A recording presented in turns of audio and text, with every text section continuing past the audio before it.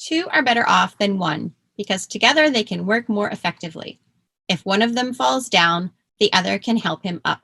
But if someone is alone and falls, it's just too bad because there is no one to help him. If it is cold, two can sleep together and stay warm.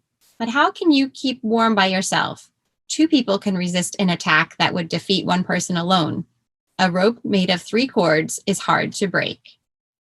Hello, everyone, and welcome back to Pruning to Prosper. I'm your host, Gina Morton. On this podcast, we talk about pruning away all the practical things standing between you and the woman that God has created you to be. And today, I want to talk a little bit about finding your tribe. In the book of Genesis, it says that it is not good for man to be alone. So very first book of the Bible, God's telling us, you need to find your people. So he created Eve for Adam, and we need to find our people, our tribe. Jesus had his big group of followers, his disciples, but then he had his 12 apostles.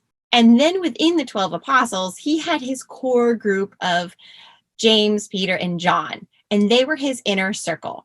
And sometimes I think it's the best part of the party is when everyone leaves. And what I mean by that is you might have your, going back to your wedding day if you're married, or you go to a big party that at someone's house, and then the music is going and people are dancing and the drinks are flowing freely and everyone's having a great time. But then eventually people leave and you're left with just the core people. And that's when you kick off the fancy shoes and you pop open a bottle of beer and you drink it straight from the bottle. And you just say to your really good friends, wasn't that so fun? And it's a whole different level of the party. It's fun, but in a different, more intimate way, right? And that's who Peter, James, and John were to Jesus. They saw him at the big party, the big, glorious Transfiguration. And they also saw him at the lowest point in the Garden of Gethsemne. Okay, so you're going to need your tribe to get through all the different seasons of your life. When I was in high school, my tribe was literally my cross-country team and my track team. But cross-country was a little bit more intimate because we would go on such long runs together. Whereas track, you were kind of separated out into the different events that you ran, or if you were in field, field events, things like that. But cross country, we were a tight-knit pack. And we would begin before the school year even started at running camp. So you got to really know the new runners, and it was a great chance to bond with your teammates. When I was a freshman, we had this motto, and it was on our shirts. My coach came up with it, called Stack the Pack. And in cross country, it may appear to be an individual sport to some, but it's actually a team sport. And the idea is to have the least amount of points, and that's who wins the overall meet. So you could have your runner come in first place, and she would be a 1. And then your next runner might be 10th place. So she's 10. So together their score is an 11. And you might think, wow, well, their runner got first place, so they're probably going to win the meet. But not necessarily. So if another team came in 2nd, 3rd, and 4th, their score is going to be the 2 plus a 3 is the 5, plus the 4 is a 9. So they beat out your first place runner and your 10th place runner with their score of 11. See what I mean? So the idea that my coach had was stack the pack. It doesn't do us any good to have the first runner and then the 30th through the 40th runner. We need to stack the pack, even if we're not coming in first together. And there were also different strategies we would use in running cross-country races. And I'm going to have a lot of running references in this podcast because it was the bulk of my childhood, really. I ran for the same coach from 4th grade until I graduated high school, because I ran for him for a club, and then he also coached my high school. So I was with him for a very long time, and it was a big part of who I was at that age. And still, running is a major part of my life still to this day. So one of the other tactics we would use would be what we would call split a runner. So if there was a single person in front of us from an opposing team, there might be two of us together running behind her. And we would kind of like give each other a little nudge, like it's time to split this girl. So we would go one on the left of her and one on the right of her. And then we would immediately regroup in front of her. And running, I don't know what the official numbers are, but I believe running is 90% mental and 10% physical ability.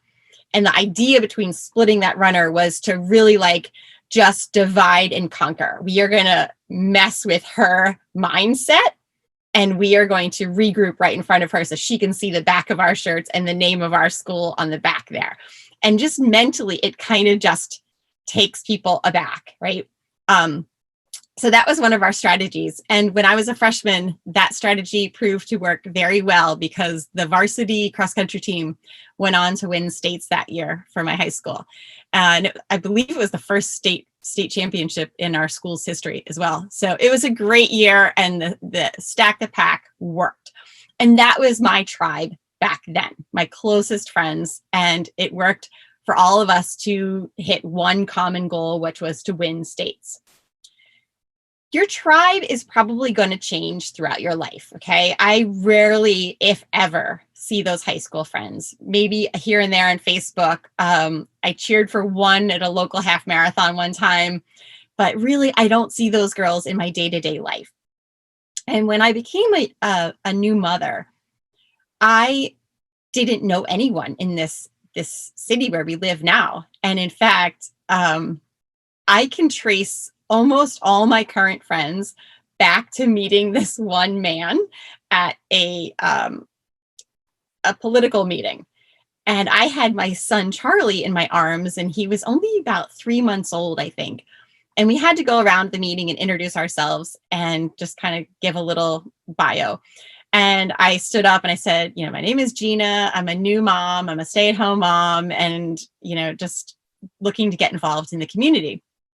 And so at the end of the meeting, this guy turns around and he said, "Oh, my wife is in charge of the Moms Club. Are you looking to join a Moms Club?" And I was like, "Yeah, sure." And those women became my tribe. And I can trace almost everyone I know back to Moms Club from these early days. And these women are just the best women ever.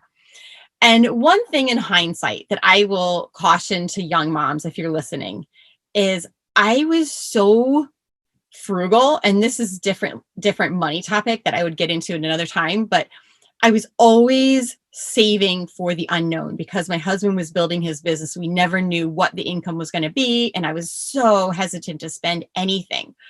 So, and we were also sharing a car, my husband and I. In hindsight, I should have spent the extra money because they would go to Chick-fil-A or they would do mom's night out. And I always said no because I just felt like it was just too much money to ask, my husband to support this. And he would have. And, or if it was because I didn't have a ride, but everyone was always willing to drive me. And I think I would have been a much happier mom had I nurtured those friendships better. I'm very lucky that so many of them are still my friends, but I probably could have gone deeper sooner with a lot more of them if I had just put in a little bit more effort and not worried so much about the nickel and dime of what we were doing every week, if that makes sense. So if you're a young mom listening to this, I would encourage you to find your tribe of fellow mommies that you can kind of raise your kids with and do life with, because now, fast forward, we're all in the same boat with teenagers and going off to college. And, some of us are just a year or two apart with our kids. So it's like, okay, you got to tell me how to get this next season done. And so that was that time period. And those women are still kind of, in my tribe right now. And the current tribe that I really resonate with today is my tribe of friends that are also building their businesses.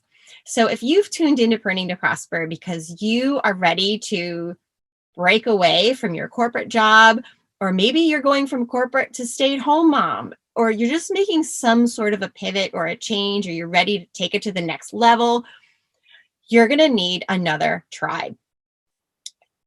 I have like a small group of friends that are my Peter, James, and John, that we're just like, we're all in this together. We see each other at our best moments and we see each other at our loneliest, lowest moments.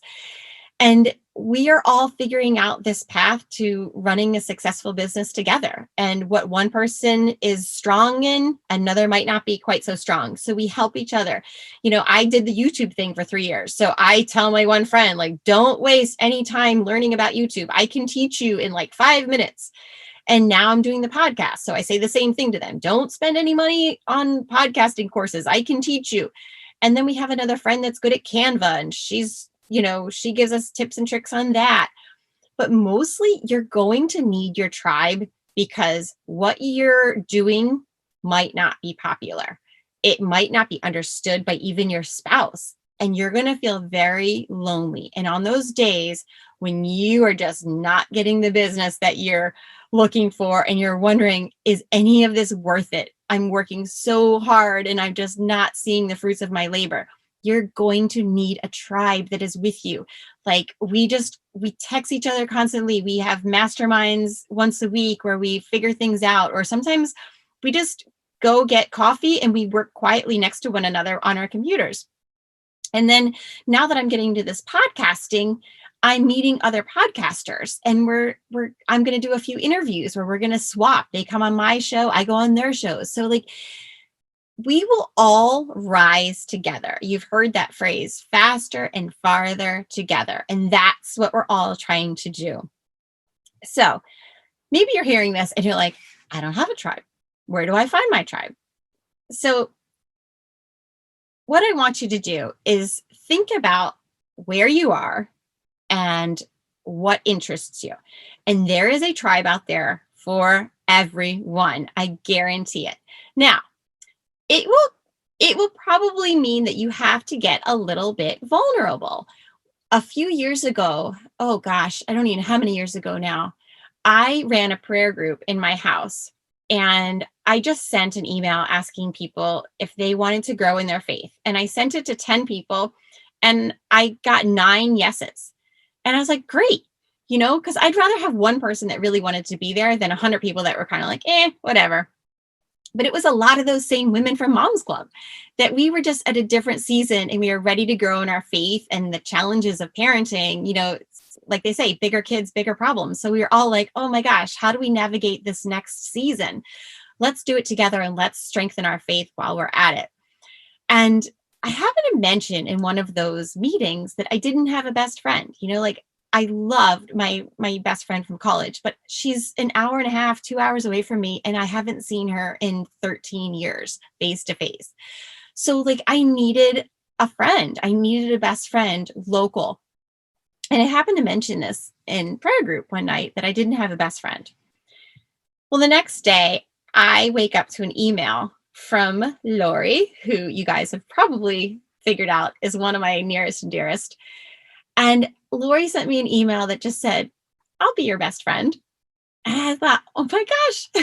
And I didn't really know her that well. We met through church. And then she ended up at my prayer group somehow. I don't remember exactly how she got there, but people would bring friends. Or I would just invite people, but it grew to over 30 women in prayer group. But, and Lori lived 16 blocks because it's the numbered streets and then there's one in between usually. So she lived about 16 blocks from me. But again, I didn't have a car. I don't think I had a car at that time. I don't remember. But anyway, I would walk my dog past her house because I never responded to her email. I was so floored by the offer to be my best friend that I didn't even know how to respond. But I thought, I'll just start walking past her house more often. And that's what I did. I would walk the dog and the kids and I would go for a walk. And Lori had these big front windows. We used to call her house the fishbowl because it looked like a dollhouse. You could look in and see all the people moving around and the furniture and the houses. And it was such a cute house. And so it was really easy to see when someone was walking in front of your house. And she would come out if she could, and we would chit chat for a little bit. And if she couldn't come out, she would just wave and I would keep on walking. And that was kind of our little signal to one another that I could talk or I couldn't talk. And slowly but surely, we built a friendship. Fast forward, she and her husband are now Alice's godparents. So we didn't just become friends, like now we're family. So that was her. It was me being vulnerable because I was admitting that I didn't have a best friend. And it was her being vulnerable by putting herself out there. So what I'm asking you to do today is to get a little vulnerable. If you're not finding your tribe where you are in your season of life, you're going to have to get a little bit vulnerable and brave.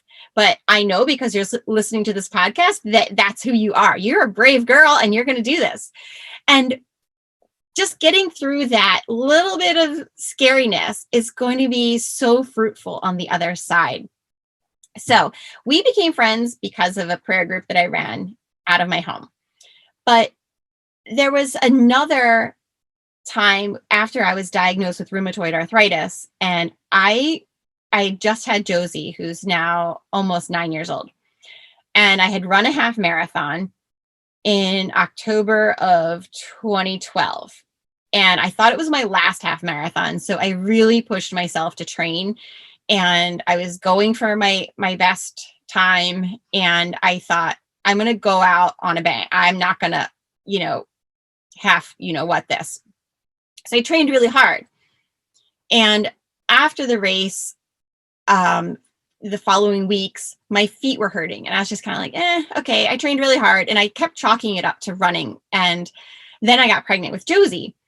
And fast forward to the summer of 2013, she was my first summer baby. So I was big as I could possibly be. She was the end of August. And I could hardly walk on the beach. And I just thought, well, this is what it is like to be pregnant in summer, I guess. But by the time I delivered her and brought her home, I couldn't even carry her. I couldn't walk across my kitchen. I couldn't even make the coffee. I had to teach Charlie, who was 8 at the time, how to make the coffee. And it was just the most devastating season of my life because I went from being this athlete to I can't even hold my 7-pound baby. And it took me years to climb out of that place of pain. And with my medicine and with diet, I slowly came out of it. It took me about 5 years. And I read an article. My dad happened to leave this magazine on arthritis at my house one day. And there was a woman on the cover, and it talked about her journey of arthritis to being a marathoner. And at this point, I could still barely, I hadn't run in years, let alone consider a marathon or half marathon. And this woman's story just captured my heart because she was in so much pain in her feet from her rheumatoid arthritis that she asked her doctor to remove her feet. And this might sound extreme if you're listening to this, but the pain is just unbearable. It's unbearable. And I could totally sympathize with where she was coming from. And so her doctor said, your feet aren't bad enough. Like, we can't do that. They're not bad enough. And so she thought, well, I'm going to make them bad enough and I'm going to start running. So she, in an effort to try to make her feet worse, she actually found that she was getting better. And now that I know so much about rheumatoid arthritis and having an autoimmune, it really is exercise. Well, it feels like the very last thing you want to do. It is the best thing you can do for your body. And so she just kept running, and she realized the more she ran, the better she felt. So, and eventually she was running marathons, and I was so inspired. I thought, let me strap on the old running shoes and see what we can do. So I got out there. It was a Sunday, and I ran a mile, and it hurt like heck. And I thought, okay, I did it. And then the next Sunday, I ran another mile. And then the next Sunday, I ran 2 miles. And I was like, okay, this is actually not feeling so bad. And so I just kept running and building it up. And then finally, I reached out to one of my old Moms Club friends who was the president of a local running club. And I said, hey, tell me about this running group that you have.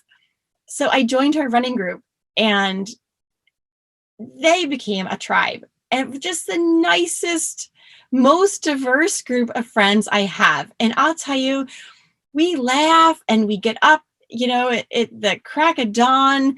And now we have a book club, and they do, there's different little groups within the running group, but these women are now my tribe. And that was because it was an interest of running. Okay. So you're going to look for some sort of common denominator in your tribe. Okay. So it might be your people that you work with, but it might be the people that are also have little kids. It might be people that are starting a business. So another way I met a friend recently this year is, or not this year, but during quarantine COVID times, I joined a course, and it's on Facebook, and part of this is you get to have these, access to this Facebook group. And I met my friend Jen, and we were just, I don't know, she posted something about having a cluttered bedroom. And I was like, oh, I can help you with that. I do that. So we Zoomed, and we laughed so hard. I was like, I recorded it to use on my YouTube channel, but we ended up having such a good time. It was not fit for YouTube. But anyway, she's my friend I was talking about that has a podcast, and she has a membership. And she's just like this random girl from Chicago that is now one of my closest friends. And that's because we had this common bond of like being in this course together. So I would encourage you to look for your tribe in something that interests you, whether it's building your business and you take a course on that, you take a course in podcasting, or you take a course on, knitting, or Jen has this membership, and maybe there's people in a membership, because I know that once you get a little older and maybe your kids are kind of going off to college now, it's hard to make friends. And I think that it's something that's not talked about a great deal, but I think there's a lot of lonely women out there, and they're just kind of looking for their tribe. So look for something that you enjoy. If you enjoy traveling, then try to find a group of women that travel. I have one friend that's a single woman with two boys that are, getting up into high school age. And she's an avid backpacker, and she's in a group of women that hike the Appalachian Trail together. Like, whatever interests you, I bet there's a group out there for you. You just have to do a little bit of research and find out where they're hanging out. And I'm sure they would welcome you into their tribe. So the homework I want to give you for today is to do something out of your comfort zone to find your tribe.